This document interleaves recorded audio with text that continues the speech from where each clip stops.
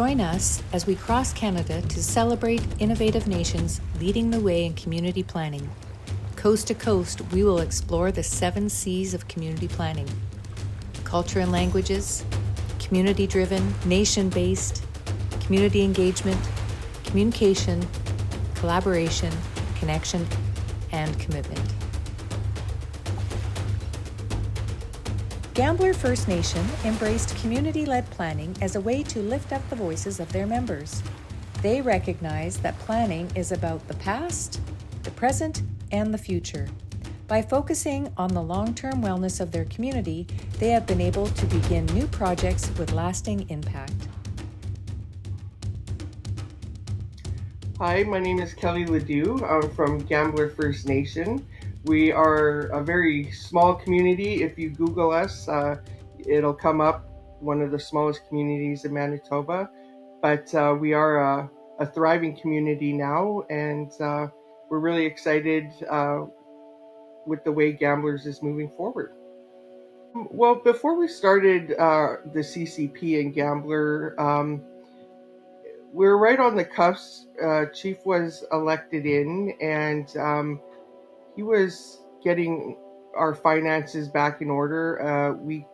We had humble beginnings when we started. We were going into third party, and our community was pretty stagnant. The housing was in poor shape. We didn't have a lot of office space or buildings to house programs for gamblers. So very small. We had 33 homes. Grass was overgrown in the community. It was just it was a sad sight, but we seen potential, and this is where our family is from. So we decided we wanted to come out and make a change, and CCP helped us immensely with collecting data from our membership, what they actually wanted to see in Gambler. Of course, it's like anything else that's moving in a positive direction. It's fantastic feelings all the way through and everything we do here. So getting up and going to work in the morning, it's a lot less cumbersome. It's a joy to be with the membership kind of thing. So yeah, it's really something that we can enjoy going forward, getting better and better as people become more and more comfortable with their community becoming a place to not only live but love to be here. So our very first CCP, the planning process, we weren't sure exactly what we wanted to do, but we knew the programs that were running in community that obviously ISK supported. So we had housing, education, social, health. So that's where we kind of started our base, because we knew we wanted to create a community that encompassed all these programs and that would work well. So basically what we did was started hosting community gatherings and open the floor for topics of what we wanted to see for Gambler with housing, with education, social, health. So I'm Jordan Lasish, and I'm the band manager here in Gambler First Nation. I started full-time in October, and since I've started, some of the things I've noticed is because I've been around the community. My wife is a community member, so I have a bit of experience prior to CCP and after. And some of the things I've noticed is just a lot more community involvement. I think the whole community was excited to get involved and start planning their future. Whereas prior to CCP, it was a kind of a top-down approach. The elected leaders would try and do what they thought benefited the community the most, but it didn't incorporate the voices of all the members. So now there's an excitement where more community members are coming out and kind of sharing their ideas, and they see that there's change that's in the direction that they've wanted. So a lot more positivity in the community.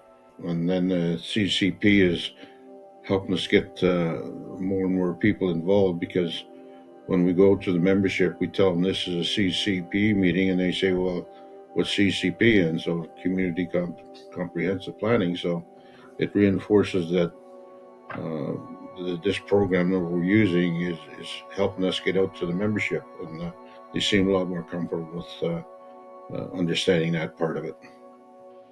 So that's how we opened the floor up. And then as we were moving on in CCP, there were some really great ideas and some ideas that we knew wouldn't be feasible for our First Nation. So we had to think of a process to achieve what we knew we could, and then kind of wayside the projects that wouldn't work. But there's a lot of great ideas out there too, and it's just interesting to see what they feel as priorities in the community. And like Kelly had mentioned, there's a lot of safety things like street lighting and other projects where from a top-down approach, maybe those wouldn't be the top of the list. So it's great to see that people come out and express their wants and needs.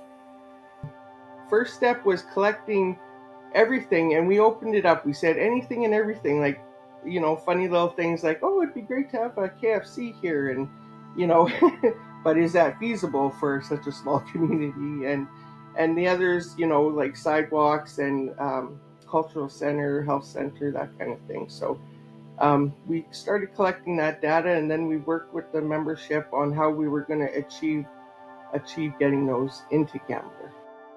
I think the community had talked about like safe places for kids to play. So prior to this, there wasn't a lot of safe areas for the kids, and I've been able to see like this incredible playground be built, a baseball field, and all these kind of enhancements in the communities, where prior to that there was virtually nothing for the community members. So it's great to see the results come to fruition. Another one of the initiatives was the watershed. So having a good, safe, reliable drinking source for all the homes. And now we have an amazing facility that allows us to bring fresh water into all the homes. And it's better service for our residents. I think the biggest accomplishment, and I want to, there might be two, because it was a big shift for Gambler when we were able to accomplish the two tasks that the membership were really wanting. So we all know on First Nations, water is a huge issue. And our chief worked with the municipality that's in our area to have water piped into our community. And that's when we were able to build our water transfer station. That was a big project because at the time, like I said, we were not in a good situation, and we were building up Gambler. We were going into third party. We had no own source income, so we had no money to maneuver and get things done. But how we started this was just engaging with the communities around us. And some other effects, it's not necessarily inside the community, but I know from outside the community, having these kind of results completed in our community, the outsiders, so neighboring communities, see that we're getting things done now, and there's actually progress in the community, and that's a big change that I've heard from external people from the community saying that stuff is happening in Gambler now. The other communities recognizing what Gambler is doing, I don't think I can go anywhere without people, congratulating us on our movement forward in a positive way, where our members are being involved in a lot of decision making. With the CCP and Gambler, it's been definitely a community-led process. It has changed Gambler First Nation, and I don't think we would have come to the point we're at without having the involvement of our membership. And this has taken us to a different level of where we are at now. So we're going to have to, I guess, need more staff. We just can't handle the phone calls coming in. We've got to educate the members more on the community, and then benefiting from what the community can do for its members in the future. So I guess our goal is to keep mentioning that this is the prime jewel of Gambler, is this piece of the reserve that we have to look after, so it'll look after all members. We're very proud of our CCP, and we really listened to what the membership wanted to see, and they really wanted it to be a visual, like a coffee table book, so that there was a lot of pictures, and they wanted to see the points. What do we want? Where are we at? And what do we have for the future? So we basically did everything in point form, and we categorized it in the different areas, within health, within economic development, within education. So it was easy to see. They loved seeing the pictures of everybody's involvement. So we're very proud of it, and we're really excited because we are updating and doing a new one. Having your membership that involved in building the community, I mean, you can just see they're proud and they're happy, and it's just a really great program to have.